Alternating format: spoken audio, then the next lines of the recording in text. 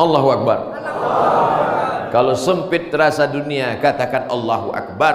Kalau dunia ini sudah tak mampu lagi mendengarkan doa-doamu, tak lagi ada manusia yang mau menerima keluh kesahmu, maka berbisiklah ke tanah, berbisiklah ke bumi, maka makhluk-makhluk di langit akan mengaminkan doa-doamu. Berbisik itu ke tanah, jangan berbisik ke Facebook. Berbisik ke Facebook, di komen orang, makin pusing kepala kita. Berbisiklah ke tanah, katakan subhana rabbiyal a'la. Kalau engkau dihina orang, dijatuhkan orang, dicaci maki orang, katakan yang suci cuman engkau, subhana rabbiyal a'la. Kalau engkau direndahkan orang, diinjak orang, maka sadarlah yang tinggi, yang kuasa hanya Allah, subhana rabbiyal a'la wa bihamdih. Yang dipuja-puji hanya Allah. Itulah makna sujud. Subhana rabbiyal a'la wa bihamdi. Yang suci, yang tinggi, yang terpuji hanya Dia, bukan aku. Man tawadha'a lillah, siapa yang merendahkan dirinya di hadapan Allah, illa rafa'ahu Allah, maka Allah akan mengangkat derajatnya. Itu yang kita ambil dari perjalanan Nabi Muhammad sallallahu alaihi wasallam. Pergi dia ke Taif. Di Taif dia tidak dipakaikan jubah. Di Taif dia tidak dipakaikan topi kehormatan. Di Taif dia tidak dianggap sebagai saudara. Di Taif dia tidak disambut dengan tola'al badru alaina. Di Taif dia tidak disambut dengan marhaban ya nural aini.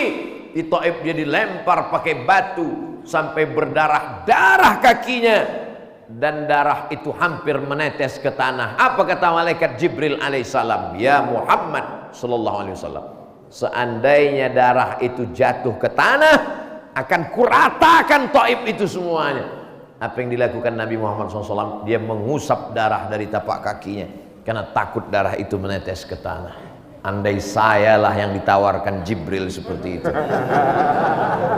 Hai Abdul Somad, kalau sampai darah itu menetes ke tanah, akan kuratakan, kata Jibril. Langsung saya pijakkan ke tanah. Ratakan, ratakan, ratakan.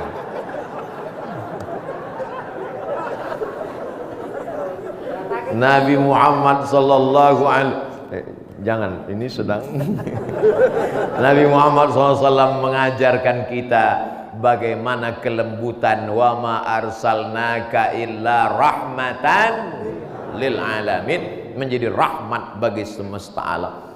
Ada ibu-ibu di sana.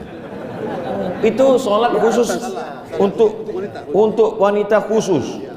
Masya Allah, tabarakallah. Siapa yang mengatakan Islam menginjak-injak harkat martabat perempuan? Siapa yang mengatakan perempuan itu tidak diberikan tempat? Diberikan tempat, lebih tinggi dari laki-laki.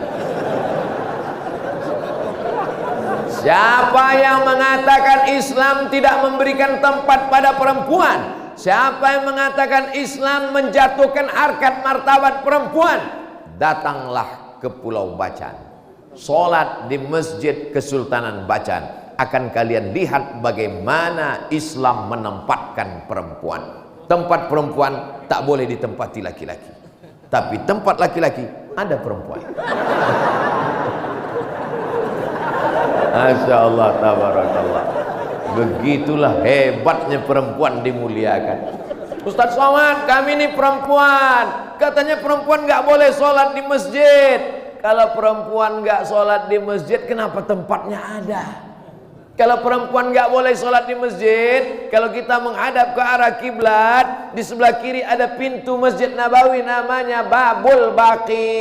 Kenapa Babul Baqi? Karena di situ ada pemakaman Baqi. Di belakang Babul Baqi ada namanya Babu Jibril. Kenapa Babu Jibril? Karena malaikat Jibril masuknya dari situ. Lalu kemudian di belakang Babu Jibril ada namanya Babun Nisa. An-Nisa artinya perempuan.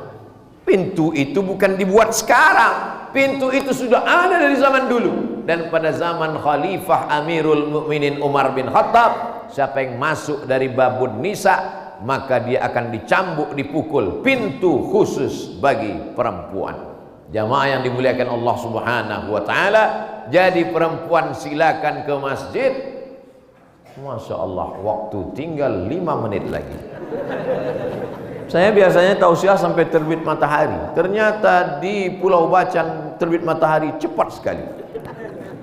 Jamaah yang dimuliakan Allah Subhanahu wa taala, silakan perempuan sholat ke masjid dalam kurung tetap menjaga aturan. Tidak boleh ke masjid memakai parfum yang terlalu harum sampai imam lupa baca ayat. Saking kan harum semerbaknya. Tidak boleh pergi ke masjid, maaf saudaraku, dipakai celana legging dari rumah, mukenanya diletakkan di tengkuk pakai sepeda motor, sehingga banyak jamaah yang masuk paret gara-gara melihat celana sempit. Tidak boleh ke masjid kalau dalam keadaan tidak aman. Contohnya di Palestina, itu tidak boleh orang masuk masjid. Kenapa? Karena takut ditangkap tentara Israel. Tapi di Kepulauan Bacan, di Kesultanan Bacan, di Pulau Bacan, ada Israel yang akan menangkap kita? Tidak ada, aman, tentram. Ini kantong apa nih Ustadz? Ini kantong untuk pembangunan pesantren Darussalam. Mamin muslimin yusbihu, setiap orang yang hidup pada waktu subuh, yang mati tadi malam tidak masuk, yang hidup hari ini, maka dikirim Allah malaikat. Apa kata malaikat? Allahumma ati mumsikan talafa, siapa yang bersedekah di waktu subuh berilah dia ganti ya Allah. Dan orang yang tak bersedekah dikirim Allah juga malaikat satu lagi berdoa. Apa kata malaikat? Allahumma ati mumsikan talafa, yang pura-pura tidak melihat kantong lewat maka binasakanlah dia. Yang ketika kantong itu lewat dia pura-pura khusyuk mendengarkan ceramah maka binasakanlah. Itu bukan kata saya, itu hadisnya sahih dalam Sahih Bukhari. Oh saya nggak percaya Pak Ustadz, tengok aja nanti kebinasaan mulai datang, berawal dari sendal hilang, lama-lama helm hilang, lama-lama suami dilarikan pelakor. Na'udzubillah. Tapi tak cukup hanya sekedar na'udzubillah, maka dimasukkanlah itu, akan dibelikan semen, akan dibelikan batu bata, pembebasan tanah. Pembebasan tanah pesantren Darussalam 1 meter 7.500. Ini tanah atau mie ayam? Tadi malam saya nggak percaya, Ustadz Salim pun nanya juga. 7.500, Masya Allah, tabarakallah. 1 hektarnya 75 juta. Betul UAS? Masya Allah. UAS dari Kupal, UAS dari Riau. Begitulah Allah Subhanahu wa ta'ala memudahkan. Akan dibeli tanah 20 hektar, ada ternak bebek, ada ternak lele. Lele ini ternyata dari bahasa Arab, lail. Kenapa malam? Kenapa? Karena lele ini makannya cuma malam aja. Lele kalau dikasih makan siang dia muntah lagi. Itu yang ngomong ke saya pakar lele. Luar biasa. Dan biasanya orang makan lele ini malam, namanya pecel lele. Saudara yang dimuliakan Allah Subhanahu wa ta'ala. Artinya apa? Santri-santrinya bukan hanya dididik hafal Quran, baca kitab, tapi juga bisa entrepreneur. Ini banyak orang sekarang, saya nggak mau lah anak saya pesantren, paling-paling nanti jadi ustadz, kesana kemari naik pesawat, naik kapal, naik speedboat, kurus macam Ustadz Somad. Anakmu kalau masuk pesantren, dia bisa jadi pengusaha, dia bisa jadi wakil bupati, dia bisa jadi gubernur, dia bisa jadi apapun yang dia mau. Dan kalau dia punya kekuasaan, dia punya harta, tidak dia perturutkan hawa nafsu, dia pakai untuk menolong agama Allah. Kira-kira yang bisa bangun masjid semewah secantik ini, yang tiangnya sebesar ini dan asli semen semua, banyak juga di beberapa tempat saya lihat masjid besar tiangnya, pas diketok triplek. Yang bisa membangun masjid semegah secantik ini kira-kira orang kaya atau orang miskin?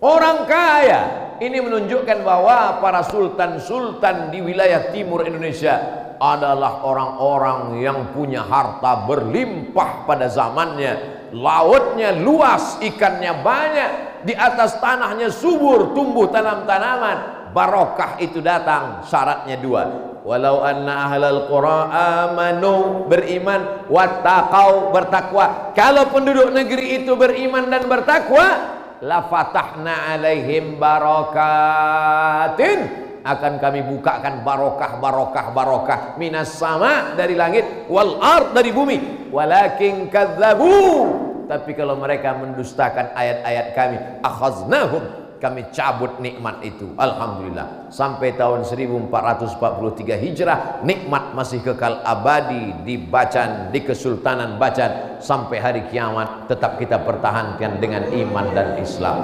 Ala hazihin niyah, untuk niat yang baik-baik ini. Al-Fatihah. A'udzubillahi minasyaitonir rajim. Bismillahirrahmanirrahim. Alhamdulillahi rabbil alamin, arrahmanir rahim, maliki yaumiddin. Iyyaka na'budu wa iyyaka nasta'in. Ihdinas siratal mustaqim, siratal ladzina an'amta 'alaihim ghairil maghdubi 'alaihim waladdallin.